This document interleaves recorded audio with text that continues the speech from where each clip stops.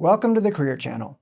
Today we'll explore the evolving world of work and the value of UC San Diego's Division of Extended Studies in a changing economy. I'm pleased to be joined by Dr. Hugo Villar, Dean of Extended Studies. Dean Villar holds a Ph.D. in chemistry and a master's in business administration. He came to UCSD from a successful career in the biopharmaceutical industry in San Diego and the San Francisco Bay Area. Dean Villar, it's a pleasure to speak with you. Thank you, Kelly. Let's start by situating the audience a bit. The university is a very complex place, and so for those unfamiliar, what is UC San Diego Division of Extended Studies, and how does it serve the broader community? Yes, that is a very important underappreciated aspect of the university. We are an educational division, and our mission is to serve the non-matriculated students. That means those that are not going for a bachelor's degree, a master's, or a PhD, but that require some education in their careers. We serve around 46,000 students every year, which is a very large number. We are one of the largest extension type programs, continuing education programs in the nation. Many of them come from very different backgrounds. Being in San Diego, one of the main components is the military. We serve military families extensively, people who are affiliated with the military, as well as active duty military people or people who are in transition. We reflect the community that we serve. So in that sense, we also have students that are from pre-college all the way to post-retirement.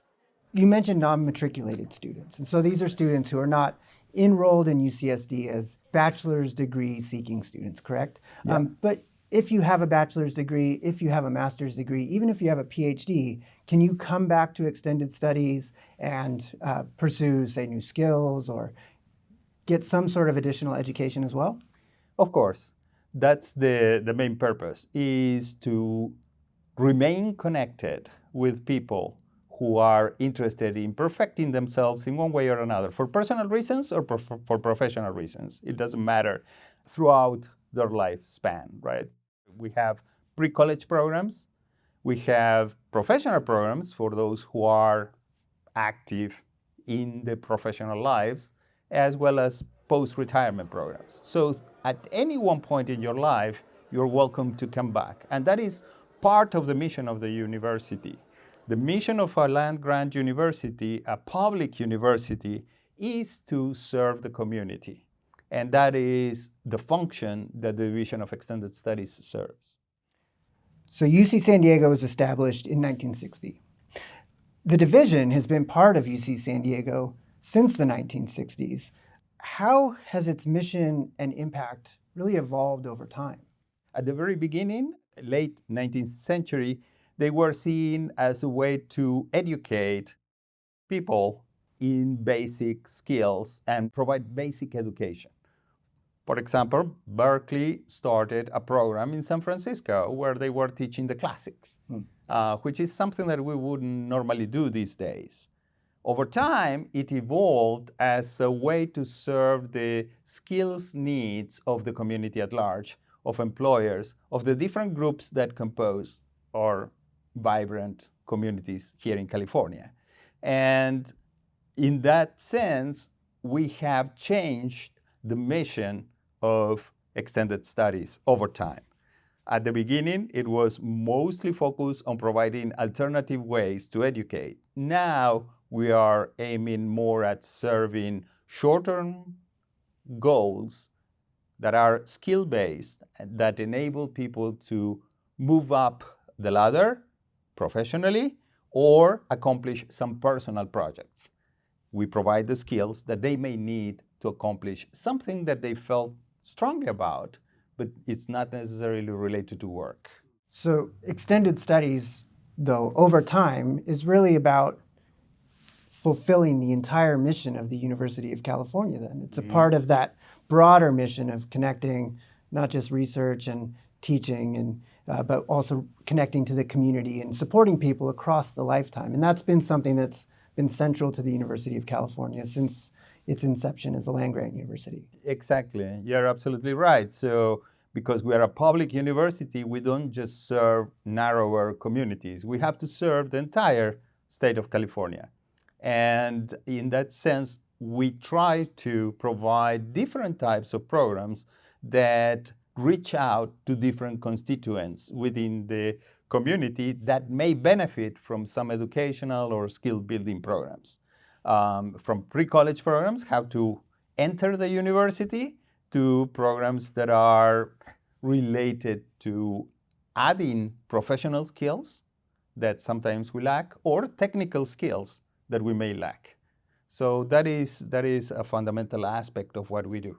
And I think that really changes our vision of what the University of California is and what we are at UC San Diego when we see high school students being able to take University of California classes through extended studies or others. We really sort of expand the idea of what we are. Yeah, absolutely. So it is important to relate to the different components of the university and the different communities that are present here. It's not to serve a narrow interest group, but it's to serve the entire population of the state of California. I wonder if you could just maybe expand a bit upon the concept of lifelong learning and what it means and how the division really brings that to life. Yes, so the idea of lifelong learning comes about because these days, most people will change career multiple times in their professional life. They may start with a certain job, and then over time, for economic reasons or for personal reasons, they decide to switch their career. On average, most people will change 5 to 7 times their career. I am an example of that. I started working as a researcher at a university. Then I came to the US and I worked for IBM for many years. And then I switched and I started working in the biotech industry. And then I switched again and I moved into the education industry, which is where I am now. So at least you can trace 4 career changes. Now, what happens is that many times we are not prepared for those changes. So we jump into it, but we do not have the entire skill set that is necessary to really succeed in those projects of ours. And that's where programs like ours, continuing education programs, lifelong learning, become essential. And we call it lifelong learning because we start with pre-college, as we were discussing before, but it goes beyond that. It goes during college. We may add skill-based learning that supplements the excellent education that they are receiving at any one of the 4-year colleges, or during their early career, providing them with additional professional skills, for example, from time management, conflict resolution, those kinds of skills, as well as technical skills, which become critical at a time where technologies are changing what we do constantly, right? And then there is the period of transition when we are thinking about retiring. What do we do with our lives after retirement, particularly if we feel active and we feel that we want to give back? And there is a mission for you to learn and to acquire new skills that allow you to satisfy some personal project over time. So we really engage the community throughout their lifespan, and that's what lifelong learning means. And it seems that the space for people to continue learning, especially beyond maybe some of their workforce transitions or that need for sort of new skills as the workforce changes, but as they retire, as they enter into old age, this is a really critical time for people to continue to be able to learn and explore new things. And this seems like something that extended studies is really well placed and maybe the best place to do that kind of education. Yeah, exactly. Many times you know that you have retired, but you don't know what to do or how to engage or even how to contribute to society moving forward. And there may be some deep eagerness to try to fulfill that. And we have programs such as OSHER that are for people who are 55 plus that want to continue to be active and part of a community, because one of the issues that happens when you retire is that you lose your community. your workplace disappears, and even if you have friends that continue to be engaged, it fades. So one of the things that you have to reconstruct is all your networks of people who are engaged and that are at your same stage in life. And that's where extended studies also plays a role. Throughout, you may need to build a network when you are trying to switch professions. That is something new. You've never done it. You don't know anybody in that field, but you're thrust into that field. And by taking courses with us or participating in some of our different experiences, is not just courses, you can re-engage with that particular community. Same thing happens in retirement. You need to re-engage, you need to redefine your networks, you need to figure out what is that you will be doing moving forward.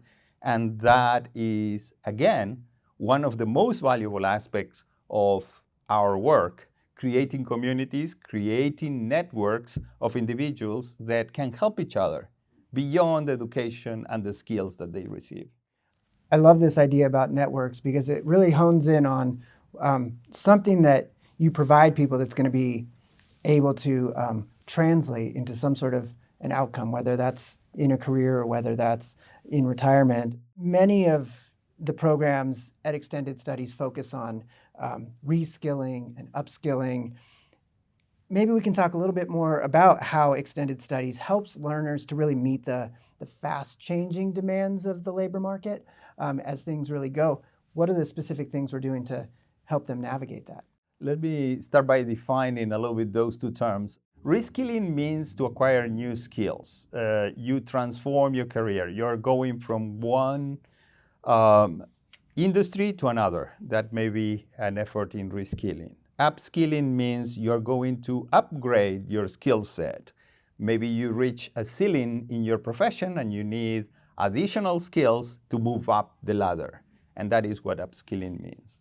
So in our case, the division offers over 2,000 courses, like I said before, on the most varied set of topics. Some of them are related to topics such as leadership or process improvement that tend to be geared towards upskilling because you are a professional, but all of a sudden you're put in a situation where you have to manage people and you lack the skill set to do so. So by taking courses or by talking to people who have been doing that, you learn and you can do a better job. The division also offers programs that are on the new technologies that are emerging. For example, AI, or a few years back, biotechnology or bioinformatics, or different areas of technology that are impacting our life.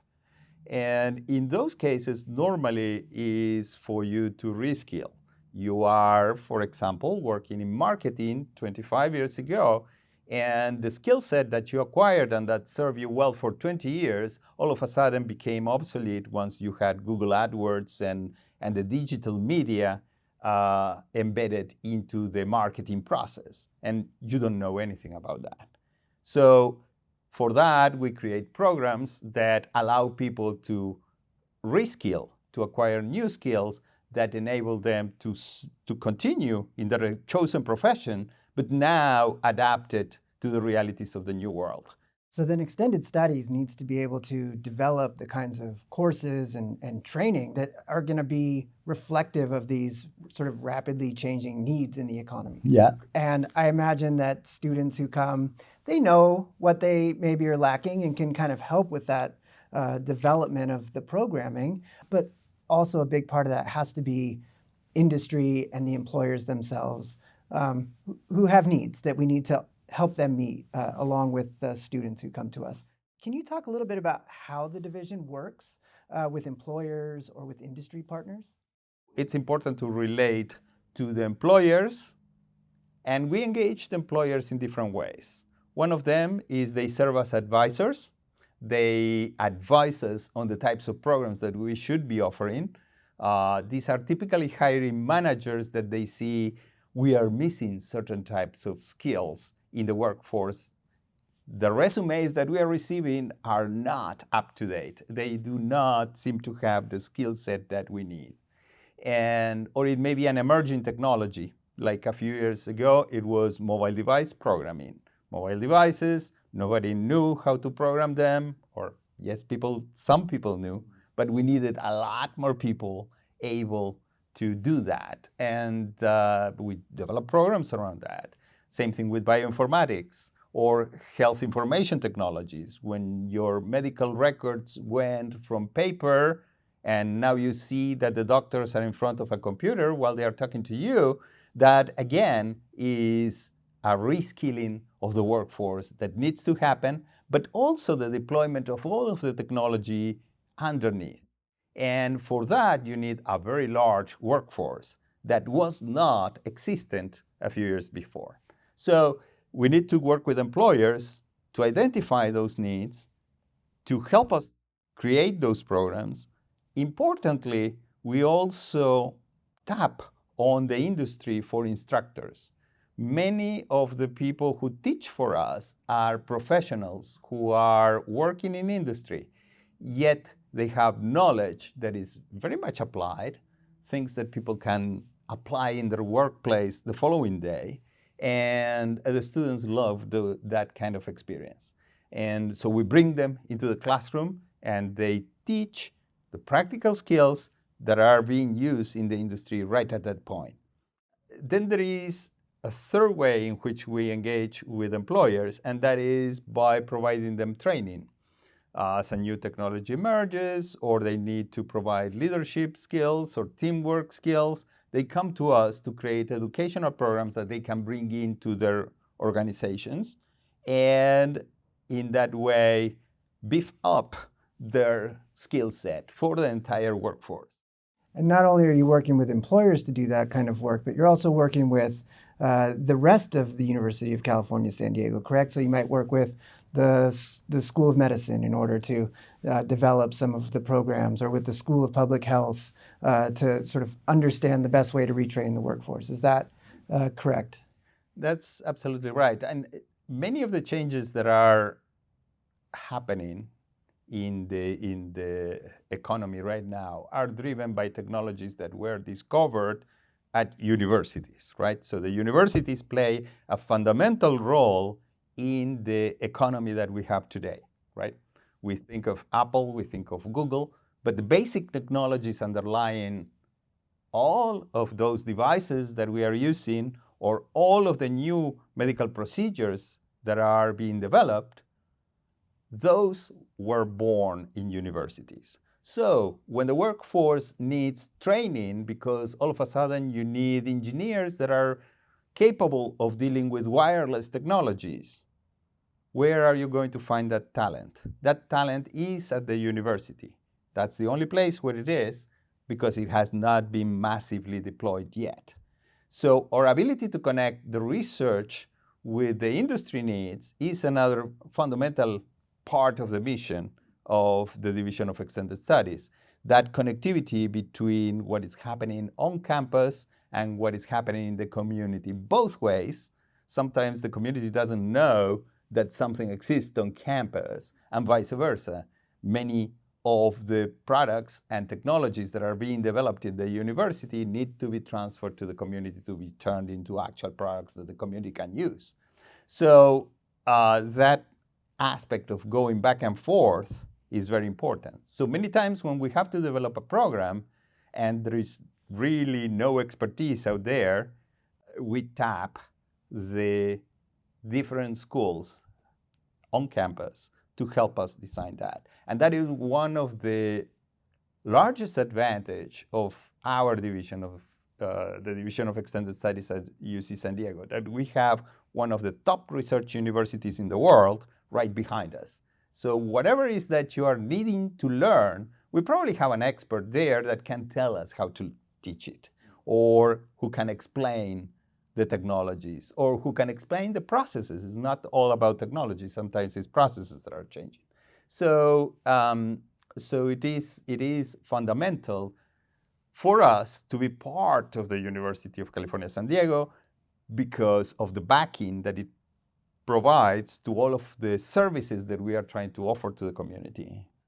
Excellent. This gets us back to the idea that, the extended studies is a crucial part of the university being able to fulfill its mission of really serving all of California and connecting what happens on campus to our communities, to our workforce, to our employers. Now, in terms of knowing what we need, we have employees on one hand, they know the skills they might need. Employers on the other may know the skills they need. The researchers are bringing new skills to us that may be important for the workforce. But there's also other sources of data out there, and really lots of different information that we can draw upon, I would imagine, to create new programs. Now, the Division of Extended Studies here at UCSD is unique among continuing and professional education. So can you talk a little bit about how the division's research and workforce analytics help to shape its offerings, in addition to all these other sort of ways that we go about developing programs?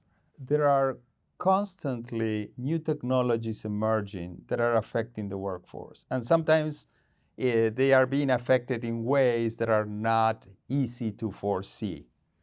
Now, when an employer needs a certain type of employee, they need them right away. So we have to be able to predict workforce trends. What are the skills that will be needed? What are the skills and technologies that we should be teaching? So for us, having a good understanding of the labor markets and workforce development trends is essential to our mission.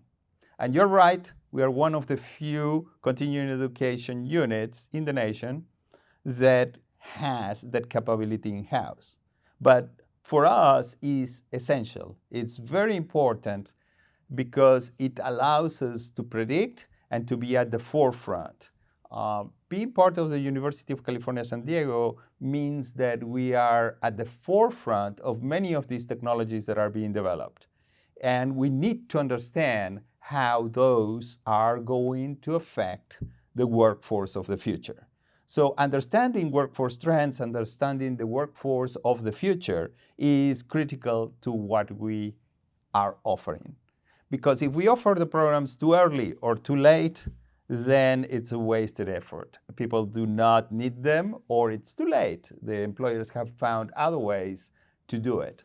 The Division of Extended Studies is a rapid deployment unit in terms of educational needs, right? So for the university to establish a new degree in a new technology, it may take several years. And by then, the needs in the industry and in the community are done, right? So they are going to satisfy that need some other way. In our case, within a few months, we can create a program, a solid educational program where we are reskilling or upskilling individuals to be able to use those new technologies and new trends. But we need to know what those are. So for us, the workforce of the future and understanding workforce trends is essential. Having good, solid labor data information is critical. And not only that, also the ability of how to deliver that type of content, how to reach out to those audiences. And that requires market research and market analytics. That is part of the Center for Research and Evaluation that we have. They enable us to refine the programs based on not only individual perceptions of what should be taught, but on real data, on real market trends. So that is a fundamental component of our work. And it's not only just for us, we provide it as a service as well. So people from the community come with projects that need to be evaluated objectively, and we provide that service. Sometimes other campuses come to us and tell us, we are thinking about this, can you help us refine it? Same thing with the master's programs that are being offered on campus. Many times we offer that as a service to others. Private or educational organizations or non-for-profit organizations, which are the bulk of the people we tend to serve.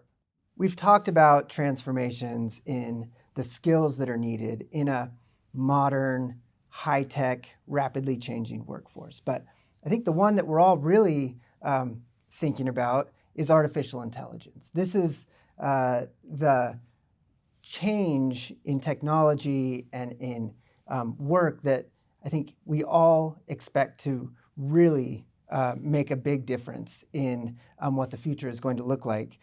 How is the division helping learners adapt to this transformation and others that really are shaking things up? So artificial intelligence is a very interesting technology in terms that it's affecting pretty much every single aspect of what we do. And what we are seeing now is just the beginning, is what they call narrow artificial intelligence. It can do one task very well, but if you try to do something broader than that, like a human being would do, right? Cook a meal and then go do surgery in the afternoon, it cannot do that. It can cook a meal or it can do surgery, but it cannot do both. So that next level is what is called natural artificial intelligence, which is, it would be equatable to what a human being can do. And then there is a theoretical level of artificial intelligence where artificial intelligence could do more than what a human being can do. For now, we are dealing with narrow artificial intelligence, and the types of work that is being reshaped is the work that tends to be repetitive, is the work that tends to be focusing on a narrow set of skills that require a lot of attention, like writing a piece of paper, or helping in marketing materials, right? It has some creativity, but it really is all about honing in on a specific skill. So what we are doing is really incorporating how artificial intelligence should be used throughout our programs. So whatever it is that you're doing, if artificial intelligence plays a role or can help you do your job better, we are including it in our programs. We do have courses that teach the professionals that are developing these technologies all about those technologies. But for the other professions, we are just embedding it into the learning experience. It's not like we are going to have artificial intelligence in accounting. It's going to be embedded in the way in which we teach accounting. So it requires to redefine and re-evaluate a lot of the programs that we are teaching, including those technologies. This is not new. This is something that we have been doing all along.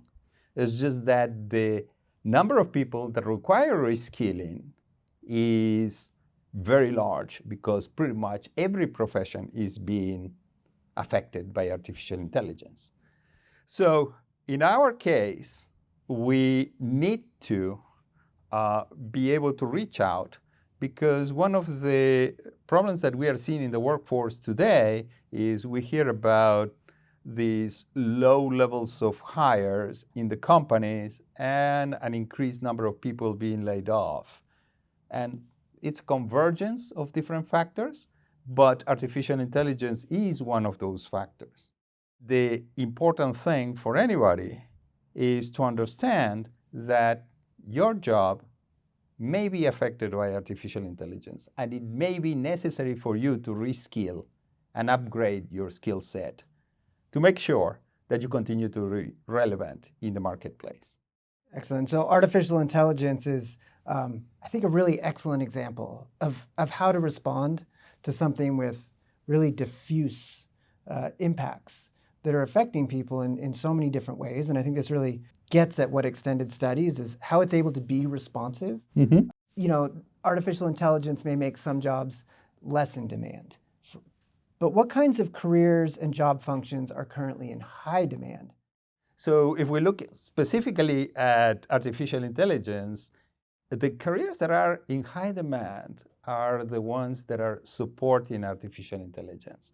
So in an interesting way, is helping what we traditionally call blue-collar workers, right? So building new factories, building new centers, creating more energy. The energy consumption of artificial intelligence centers is tremendous, and it's affecting the prices of energy throughout all society, right? So it's very important that we continue to improve on energy, improve on our ability to build the buildings that are supporting all of this infrastructure. Now, more broadly, if you look at the different types of professions that are doing very well, are some of the ones that are less affected by artificial intelligence at this point in time. For example, healthcare. And with an aging population, it's very important that we continue to maintain a vibrant workforce in the area of healthcare, all aspects of healthcare. Also, cybersecurity. If you have artificial intelligence, those are data centers, and if you get them to do something bad, it can be really bad, right? Cybersecurity continues to be an area of high demand. And then specifically in different marketplaces, like for example in San Diego, the life sciences industry continues to be very vibrant and continues to hire. Same thing with everything that has to do with green technologies. That is more specific to San Diego as well. You see an effort in different industries that are dealing with alternative sources of energy and so on. And it all converges because we need alternative sources of energy to satisfy the needs of the artificial intelligence centers. So it's all interconnected. Extended Studies also has staff that I think is out in the community, connecting directly with people. It's not just coming to campus or coming to one of the buildings, but really being in the community and connecting with others. Is that right? That's absolutely right. So many of our programs are taught in the community. We go out there. We had programs that are taught in libraries, programs that are taught in partner organizations. The lactation program that I was talking about before, the experiential component, happens at hospitals throughout California. So yes, we are not just here in a particular geographic space, but we try to be in the community and service as many parts of the community as possible. So our programs are run throughout the nation, but it's also important to realize that we go to specific places when there is a specific need. Like I was saying about corporate education, we will go to the corporation and teach in that side. And some organizations have programs that are in the community, and we reach out to them. Many of our teaching proficiency programs are taught in the community as well. So we tend to be very conscious of the geography of the place and the environment so that the learning experience is what it should be and it reaches the largest audience possible. So moving from the community out, thinking about the role of the Division of Extended Studies from a leadership perspective, what is the division's role in shaping the future of continuing education nationwide? We are one of the largest continuing education units in the nation, and we are very proud of the service that we provide. We have been able to address many of the needs, and it's not just me, it is building on the skills that have been built into the organization over time by different individuals. And I have a wonderful staff that really enables all of this transformation and all of these community needs. So in many ways, I am proud to say that we are looked up to as one of the leading organizations for professional and continuing education in the nation. Not only in terms of the volume of students that we serve, but also in terms of the innovation of our programs. Like I said, we have that Center for Research and Evaluation. That's unique to us. We have this UCTV, which is unique. No other continuing education unit has something like that. We offer lecture series. We offer activities in the community that are unique. So our mission is very broad. It is really fulfilling the needs of the community at large, because sometimes education can be offered in many different ways, right? This is an educational opportunity. This conversation is an educational opportunity, I hope. So there are many different ways in which you can educate, build skills, and it doesn't have to be single-mindedly in a course, right? So in that sense, our staff is tremendously innovative, and they come up with different creative ways, not only to identify opportunities for topics to teach, but also on how to teach it, how to reach the community, and how to serve the needs of employers, of people who are at different stages in life. Terrific. Finally, what message would you share with individuals who might be watching on our really sort of unique offering here at UCTV, who are thinking about returning to learning or starting something new? I was saying before that people change careers multiple times, but we also have transitions in life. We may be undergoing different situations. We may be undergoing some family transitions. We may be undergoing some personal problems, health issues, and so on. And each one of those transitions, and life happens, as they say, require for us to be resilient and confront the problems if we are going to succeed. In the professional life, we have to be resilient as well. But we don't have to be stubborn. We don't have to be hitting our head against the wall every time. There are people out there who have done it and who may be able to help you achieve whatever it is that you have in mind. So tap onto those resources. Tap onto the experience of others. We are just one channel in which you can do that. But we are there. And like us, many other continuing education units, particularly the highly reputable universities, have solid continuing education programs. And I would advise you to tap into that. Never assume that your career is going to remain the same for very long, because it's unlikely.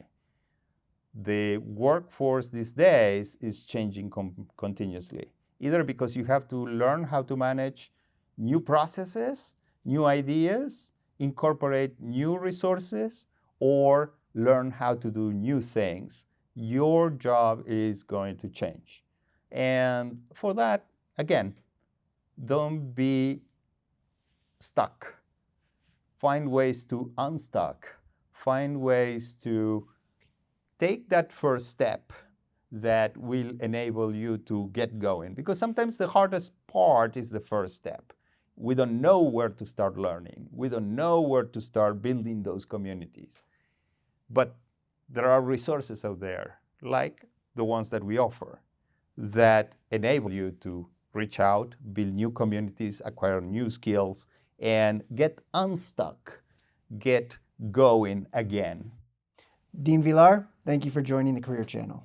Yeah, thank you. It's been a pleasure.